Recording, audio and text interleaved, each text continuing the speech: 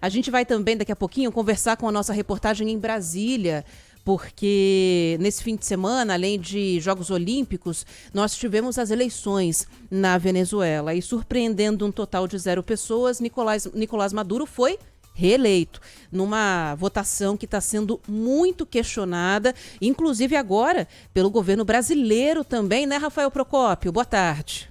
É isso, Ana. Boa tarde a você, boa tarde a todos que nos acompanham. Pois é, o governo brasileiro ainda está adotando certa precaução nessa questão toda. Já afirmou aí que está aguardando as atas dessa eleição que aconteceu ontem na Venezuela para que estejam disponíveis aí os resultados para reconhecer esse processo eleitoral que trouxe aí a terceira reeleição de Nicolás Maduro. A precaução por parte do Brasil está sendo tomada diante desse risco de fraude. A gente tem acompanhado aí nas últimas horas, principalmente aqueles, não só da oposição dentro da Venezuela, como países que são contrários ao governo aí de Nicolás Maduro, já tem dito aí, como foi o caso da própria Argentina, outros países aqui do Mercosul, da América do Sul, também disseram que ainda não vão reconhecer esse resultado das eleições, e por parte do Brasil existe essa precaução para que, enfim, tenha outras espécies de auditorias, que a comunidade internacional firme um ponto para o Brasil, que ele tem um peso muito importante nessa relação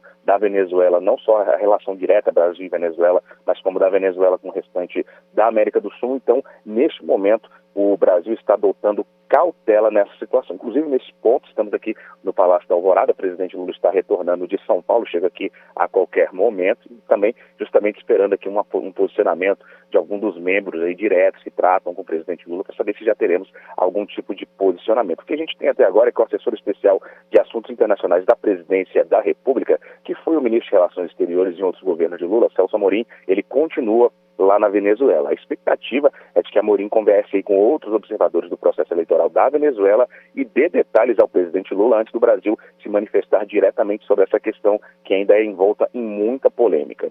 Em outro ponto, o Brasil já solicitou a missão da ONU destacada na Venezuela e ao Carter Center, que averigua as denúncias aí da oposição, sobre os problemas na apuração. Oficialmente, Nicolás Maduro aí, pelo menos pelos órgãos, pelo que seria o TSE da Venezuela, já afirmou que ele foi reeleito com pouco mais de 51% dos votos. Em contrapartida, a oposição diz que eles sim que ganharam. Eduardo Gonzalez, que é o representante da oposição, disse que eles ganharam com mais de 70% da votação. Estão pedindo aí uma averiguação um pouco mais criteriosa. Então a gente vai ter que esperar um pouquinho para ver como essa questão vai ser resolvida e também, como você disse, Ana, surpreendendo um total de 0 pessoas, é claro que esse pleito na Venezuela estaria envolto em polêmicas e agora o Brasil, como quase um fiel da balança nessa questão toda, está adotando cautela, uma cautela até bem necessária para esse momento, para saber como que vai se posicionar ou não. Resta agora a gente esperar. No caso da Argentina, como eu citei agora há pouco, Javier Milei já falou bastante, disse que que não vai aceitar outro tipo de fraude na Venezuela mais uma vez. Em contrapartida, Nicolás Maduro já chamou o presidente, já disse que o povo argentino ainda vai cobrar dele. Representantes da Venezuela já chamaram o Javier Milei de fascista. Como a gente costuma dizer, né, Ana? Não tem um dia de paz na América Latina. Não, nenhum. E, aliás, o Brasil tem que tomar muito cuidado com esse posicionamento. Ainda bem, né, que está havendo essa cautela, porque senão há o risco de ficarmos isolados, né, com o reconhecimento de um apoio à Venezuela, sendo que há muita contestação em relação a esse resultado. E uma informação que eu não sei se vocês já receberam aí, de que o Itamaraty estaria recomendando que o embaixador do Brasil não compareça, né, à posse de Maduro. E aos poucos, talvez a gente já esteja vendo um posicionamento se formando aí também, né, Procópio? Pois é, Ana, isso vai ser uma mudança bem brusca, inclusive, nessas relações dos últimos anos do Brasil com a Venezuela. A gente lembra que no governo anterior, o governo de Jair Bolsonaro, as relações foram praticamente totalmente rompidas entre os dois governos, por uma questão muito ideológica, inclusive, das duas partes. Parte da Venezuela por Nicolás Maduro e parte pelo ex-presidente Jair Bolsonaro.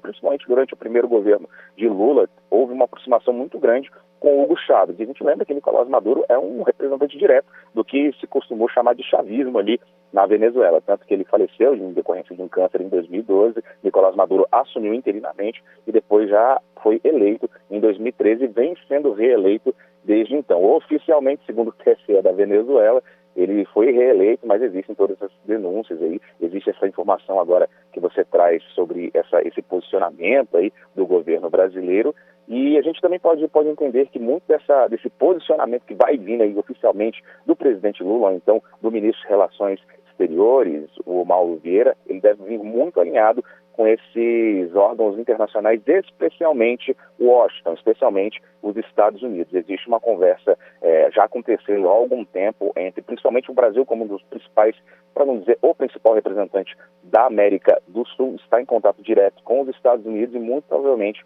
esse entendimento ele deve vir junto com o que for dito lá em Washington. A gente vai ter que esperar as próximas horas, vai ver o que o presidente Lula vai definir e o que o Ministério de Relações Exteriores vai dizer. Mas, de qualquer forma, não serão dias de paz aí na diplomacia sul-americana. Não mesmo. Obrigada, viu, Rafael Procópio? Bom trabalho aí. Abração, Ana. Valeu. 2h23, qualquer novidade em relação a isso, inclusive depois, né, que o presidente Lula de fato retornar para Brasília, a gente vai trazendo para você aqui ao longo da programação da Rádio Bandeirantes.